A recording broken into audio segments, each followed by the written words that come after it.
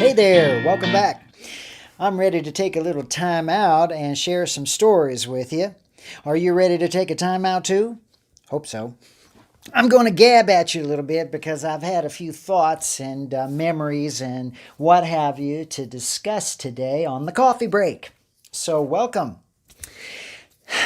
Where do I begin? Well, I guess I'll begin a few nights ago. I was watching a movie, one of those independent films, nothing that, is very commercial, but, I stumbled across a movie and I thought, oh, I'll watch this.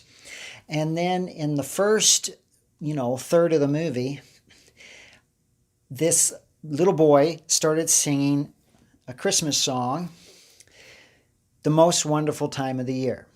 You know the one. It's the most wonderful time of the year. That one. Anyway, and I thought, oh, how fun. And I didn't think too much about it at the time, but this morning when I went out to run out to get some bananas, because I needed to have some bananas, so I went looking for some monkeys to buy some bananas off of. And I thought that was what I would tell people, as I went and found some monkeys to buy bananas from. Anyway, neither here nor there, just babbling away, getting off track. But I was listening to the radio on the drive over to the store, and what comes on the radio but it's the most wonderful time of the year. So I cranked it up and I started singing along with the radio in the car. And I started thinking about that because, I feel like it's that perfect time of year to get into the spirit of things, especially with Christmas around the corner because it's next week. And it just felt good to just try to sing some songs. Now, I'm not great as a singer, never have been. I have to work hard at it, actually. But it brought back memories as I was sitting there singing It's the Most Wonderful Time of the Year with the radio about how I grew up loving music. And that's because I was an only child and I had quite the fantasy life, and I would dream up things, and I would play a little 45 record. One of the records I remember playing was Bobby Vinton. And on one side of the record was Blue Velvet, and the other was Blue on Blue. And I would play those like crazy and sing out loud in my room with the door closed. And I would pretend that I was somewhere else. I mean, the music would transport me, and I would pretend I was in concert somewhere. And in fact, I remember doing, concert tours all over the house. I get a wooden stick and pretend that was my microphone. And, when mom and dad weren't there, I would roam around the house and go to different rooms and pretend that that was another country. And I'd be singing along with my wooden microphone and, just singing around the house, And I'd even get up on the kitchen counters and I would dance around up there, and I'd be like, that was my stage, until I fell into the dirty dishwater over the sink in the kitchen. And that's when my mom caught me. And she told me at that time, she said, you can't carry a tune in a bucket, Alan. So just stop it. And you know what? That made me mad. It did.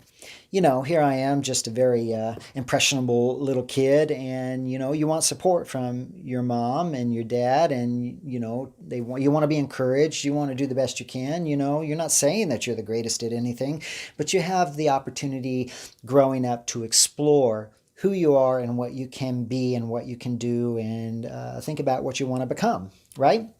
So that just sort of popped the balloon about singing. Anyway. And I've never been a musician, so I don't play a musical instrument per se. I mean, I can peck out medleys on the piano, and that's about it. So, yeah, I don't have a natural tendency to just sit down and just musically just do incredible feats. But I'm a musical theater person. I'm an actor. I'm an interpreter. So I can take songs and I can make them work. And I felt like I had the opportunity to learn how to do so at that time in my childhood. And I don't know. when you're a character actor, you don't have to be the best singer. So I was just trying my best. Okay. So anyway, with that story in mind, branching off of how I loved music, I was listening to the song on the radio and was remembering those memories about singing around the house and outside even. I would go outside and pretend I was going all over the world outside and just fantasizing. And music transported me. It's a universal language that speaks to everyone, and there's some kind of music that everyone relates to in some way, shape, form, or fashion. And it did that for me growing up. So much so that after my mom had pulled that little stunt about you can't carry a tune in a bucket, I was in journalism class in my sophomore year in high school, and I wrote a story for the paper, the school paper, and I wrote about how I was a country and western singer. Because I wanted to be a country and western singing sensation when I grew up at one point. And I wrote a story that I actually was. And the truth was I wasn't. It was just a dream, it was a wannabe kind of thing. But I wrote the story along with another person, where I highlighted that I was actually a country singer and that I was a performer. And that was really an untruth at the time. And Mom got very mad at me when she learned that I had done that. And but that's how much I wanted to I wanted attention, and I wanted to recognize that I had some dreams, and it wasn't the best decision to write a story at the time, as that I was something I wasn't. But it was my dream. So I really should have written about how I was learning to sing and wanted to become a country and western singer at that time. And that was before I learned about theater, and then I went to an audition at the local community theater, and I thought I was auditioning for a little play. Turns out it was a musical called Pajama Game, and everyone was singing when I showed up for the audition. It was open call. It was community theater. So, I was in high school, so what do I know? So I was scared to death. But the director, I told him, I said, I thought this was a play. I don't sing. I told him I didn't sing. So there's a little contradiction there because I was scared and nervous, and I had never done it really before other people before. So he said, don't worry about it. Get up there and just sing another song. Sing Happy Birthday if you want to. And I thought, Happy Birthday? I ain't going to sing Happy Birthday. So I didn't. I actually knew a song. So one of my country songs that I liked was a song by Ronnie Milsap called It's Almost Like a Song. Okay, his version of it. So I got up there and sang that a cappella, no music. And I got in the show. So I did my first musical at the theater called Pajama Game. And again, it relates back to the music. Music is so universal. It does so many wonderful things. And here's the thing about music that I am reminded of as we enter this holiday season, and I share these stories and these memories based on things I'm observing and witnessing and experiencing. And that would be that, well,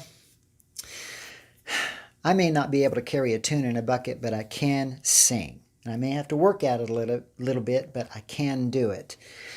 And I love music. So what can I say about that? We can heal ourselves through some of the music. And that's the thing, too, that I learned about myself, is that when I'm not feeling good, music is the last thing on my mind. I don't feel like it, You just sort of shut down. And I know that I'm feeling better when I start humming or thinking of a song or singing it along with something. Because when the music comes back to my spirit and my soul and my body, and I start to feel like I want to do it, I'm on the road to recovery. So music is not just universal, it's very healing. And at this time of year, as we get ready to say Merry Christmas and Happy New Year and call it quits on the 2020 thing, I just wanted to share those stories with you about the music. And hope that you will find your music, and would love to hear your stories about how music has impacted your life. So if you feel like doing that, just share them in the comment boxes below. And if you liked my story or stories, and you'd like to hear more, then give me a big thumbs up, subscribe, and hit the notification bell, and you'll be notified. Share the link with anyone you're so inclined to. And we'll talk again real soon. Anyway, that's my story for today. That's all I got for you. I look forward to the next time. Until then, y'all have a great day. Bye now.